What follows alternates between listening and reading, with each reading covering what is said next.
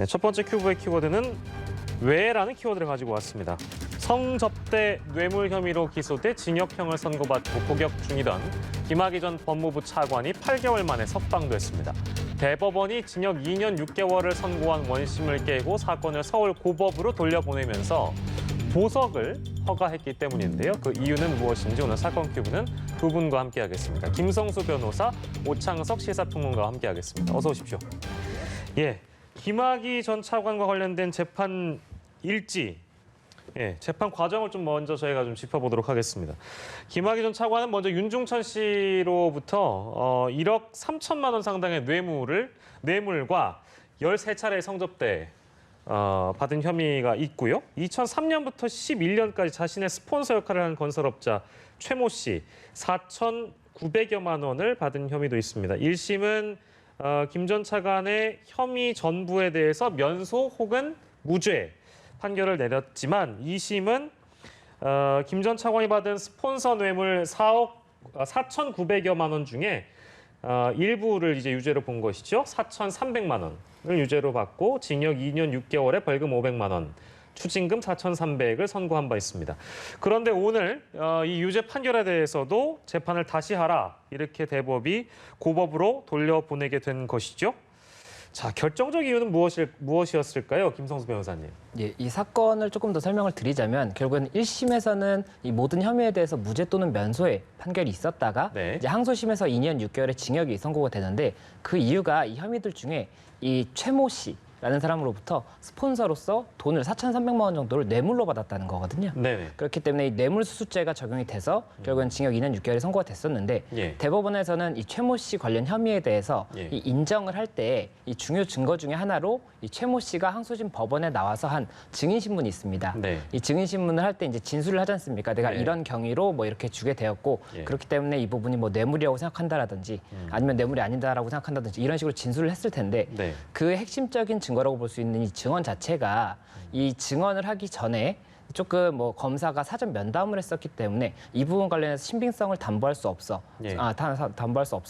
그 부분 관련해서 파기환송을 해서 고등법원에서 다시 한번 사실관계를 정확하게 파악을 해서 이 판결을 해라 이렇게 지금 돌려보냈다는 소식입니다. 예, 그랬군요. 그러니까 그 수사기관에서 즉 아까 말씀하신 담당 검사나 이런 분들이 어떤 회유를 하거나 압박을 하거나 해서 답변을 실제 유도해낸 어떤 그런 진술들이 항소심에서 반영돼서 유죄가 나온 것인데 대법이 보기에는 그 진술 자체에 대한 신빙성을 높게 보지 않고 아마도 그런 회유나 압박 그런 답변 유도가 있었는지에 대해서 검사 측에 이제 증명하라 했는데 그 증명을 아직까지 하지 않았기 때문에 이제 그거를 신빙성을 낮게 본 것이군요.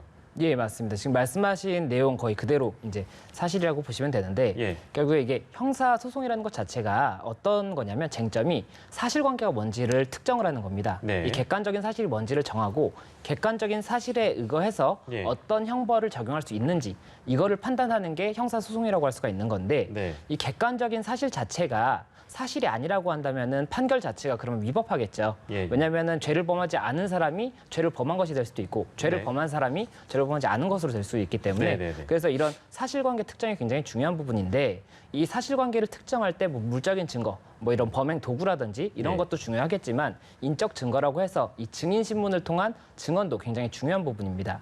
그런데 이 최모 씨 같은 경우에는 수사 단계에서랑 그리고 1심 증인신문 당시랑 그리고 이제 항소심 증인신문 당시가 이 진술이 조금씩 변경이 돼 있었고 그리고 특히나 이제 항소심 직전에도 이 검사가 사전에 이 증인신문을 하기 전에 사전 면담을 하고 이 면담 과정에서 이 최모 씨가 이 자기가 1심에 했던 증인신문 내용이랑 그리고 검찰 수사 당시의 진술 내용 그리고 이제 검사님이 나한테 무엇을 물어볼 것이냐 이런 것까지도 지금 질문을 했다라고 알려져 있기 때문에 그렇다면은 이 당시에 항소심 증인신문 이전에 검사의 사전 면담 과정에서 이 최모 씨가 회유를 받았거나 아니면은 어떠한 압박 또는 이런 암시에 의해서 이 사실관계를 검찰이 원하는 방향대로 좀 진술을 해준 것으로 볼 수 있는 것이 아니냐. 예. 그렇기 때문에 그 부분이 그렇지만 또 그렇게 단정할 수는 없는 거지 않습니까? 그렇죠. 회유가 있었다라고 단정할 수도 없는 거고 예. 없었다라고 단정할 수도 없는 거기 때문에 예. 고등법원에 이 부분을 다시 돌려보내서 예. 이 부분이 회유가 있었는지 여부, 결국에 이게 객관적인 사실이 무엇인지 여부를 예. 정확히 다시 한번 파악하는 것이 좋겠다.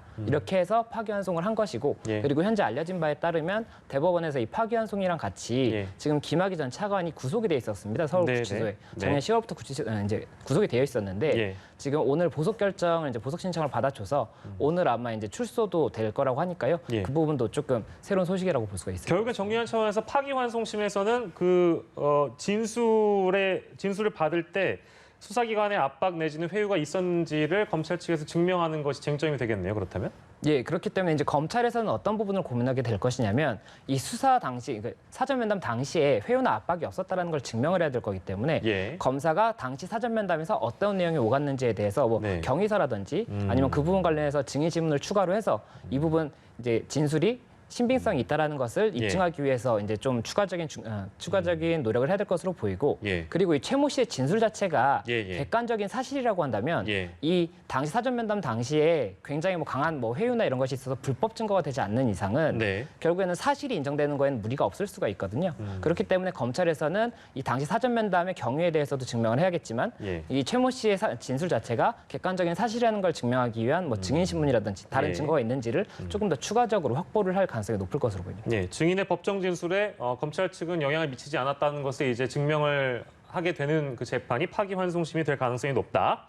그렇게 정리했고요. 근데 이건 짧게요. 진술을 이제 증인이 바꾸게 되는 게 재판 과정에서 흔히 있는 일입니까? 이게 흔히 있으면 안 되는 일입니다. 왜냐하면은 네네네네. 수사 단계에서도 그렇고 이 법원 단계에서도 그렇고 법원 단계에서 증인이 만약에 거짓말을 한다 그러면 위증죄로 처벌까지도 되는 이유가 그겁니다. 예. 이 증인의 진술 자체가 굉장히 중요한 부분이고 객관적인 사실을 증명하는 데 있어서 굉장히 중요한 부분인데 예. 이걸 함부로 바꾼다고 하면 신빙성도 떨어지는 데다가 예. 무고한 사람이 처벌을 받을 수도 있는 거지 않습니까? 예. 그렇기 때문에 만약에 이 말을 번복한다고 한다면 위증죄의 처벌까지도 가능한 부분이기 때문에 굉장히 그러면 안 되는 그런 행동이라고 보시면 됩니다. 알겠습니다. 예. 그리고 성접대 혐의도 있었습니다. 이 혐의에 대해서는 인정을 했는데 공소시효 이제 문제가 등장하는 것입니다. 공소시효 만료로 면소가 선고됐는데, 근데 이것도 사실 논란이 많았잖아요, 평론가님. 네, 사실 이제 이 영상을 대국민들이 다 확인을 이미 한 상태였고 예. 그 부분에 있어서 마치 지금처럼 대법원이 법률적 절차성과 타당성을 꼼꼼하게 따지고 네. 열심히 노력했다면 그 당시에 이미 저는 밝혀졌을 것이라고 생각이 듭니다. 예. 만약에 검찰과 같은 식구가 아니었다면 이렇게 오래까지 끌 수가 있었을까? 수사가 이렇게 지지부진할 수 있었을까라는 생각을 합리적으로 해볼 수밖에 없었던 것이고 이 부분에 대해서는 사실은 지난 버닝썬 사태와 김학의 전 법무부 차관에 대한 내용을 대통령이 직접 언급하지 않았으면 사실 지금까지 또 오지도 않았을지도 모릅니다. 예. 그만큼 검찰의 제19 감사기가 얼마나 심각한지를 다시 한번 깨달을 수밖에 없었던 내용이고 이 부분이 사실은 하나만 걸려 있는 것이 아니라 김학의 전 차관이 뭐 만약에 이것이 무혐의로 나온다 하더라도 이 사람이 죄가 아무것도 없다라고 국민들이 생각하지는 않을 겁니다. 그러면 결국 거슬러 올라가서 검찰은 과연 어떤 행태를 보이고 있는 것인가? 검찰에 대해서는 엄중한 잣대를 보이지 않고 있고 다른 사람에게만 타인에게만 굉장히 엄중한 잣대를 보이고 있다. 이게 하나가 있고요. 지금 공수처에 걸려 있는 것이 이규원 검사 관련된 것도 있습니다. 윤중천 씨와 관련된 허위 진술서 작성 관련된 것이 있는데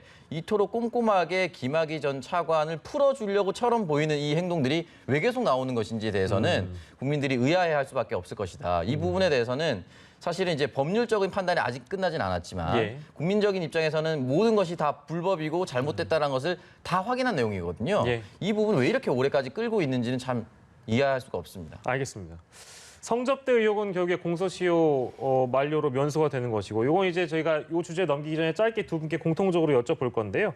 결국에 이제 이렇다 보니까 모든 성접대 혐의는 그렇다고 하고요. 공소시효 만료로 이제 그렇게 면소가 되는 것인데, 금품 수수와 관련된, 그러니까 뇌물 혐의와 관련된 것도 역시 무죄가 선고될 가능성이 높아졌다는 분석이 나오고 있습니다. 두 분께서 어떻게 전망하시는지 좀 가볍게 들어보겠습니다.